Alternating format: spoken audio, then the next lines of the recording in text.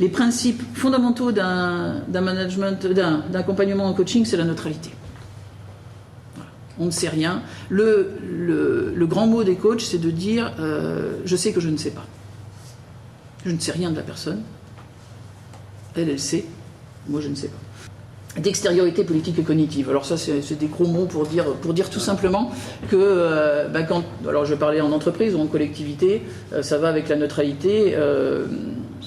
L'accompagnement en coaching nécessite de ne pas être dans l'influence, dans les jeux d'influence de l'entreprise ou de la collectivité, de ne pas avoir d'intérêt personnel, bien évidemment, puisque sinon on perd toute objectivité et toute neutralité indispensable à l'accompagnement. Et ça, c'est un postulat de départ, vraiment, dans l'accompagnement en coaching. Bon, du coup, je ne parle vraiment pas de management, je parle d'accompagnement. On parle de position haute et de position basse. La position basse, c'est le fameux « je sais que je ne sais pas ».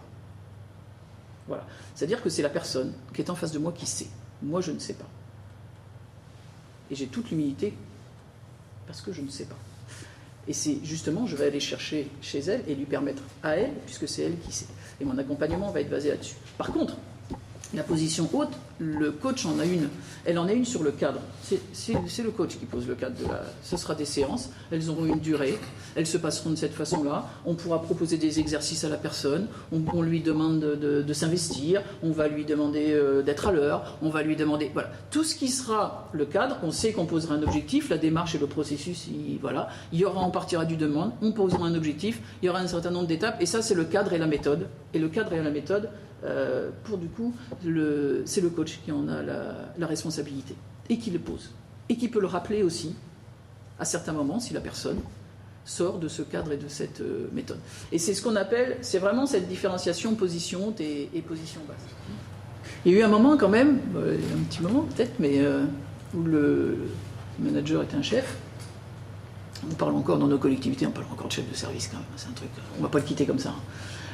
Où les managers étaient des chefs et où du coup il était entouré de personnes qui savaient moins bien que lui faire. Effectivement, aujourd'hui, cette idée d'avoir autour de soi et de construire, quand on a la chance de pouvoir les construire, des équipes qui vont avoir des compétences que justement on n'a pas pour pouvoir nourrir l'équipe et les projets, a peut-être fait évoluer la conception du management.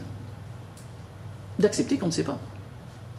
Et du coup, cette notion de position haute et de position basse, quand on se l'interroge en tant que manager, du coup, je trouve qu'elle permet vraiment, quand on prend 5 minutes pour y réfléchir, nous en tant que manager, elle permet vraiment de se poser un cadre de la façon dont on souhaite manager.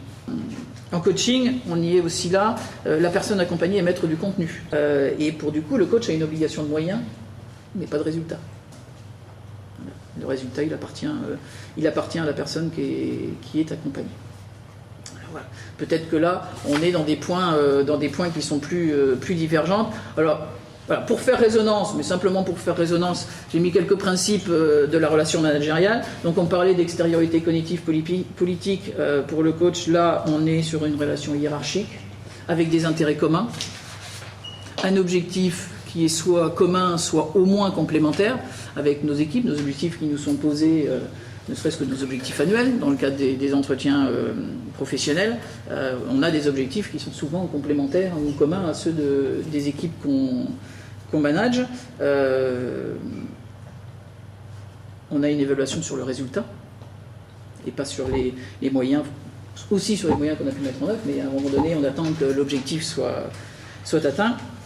Et j'ai mis pour terminer, le coach clarifie la demande. On part d'une demande, on la clarifie, on la travaille avec la personne.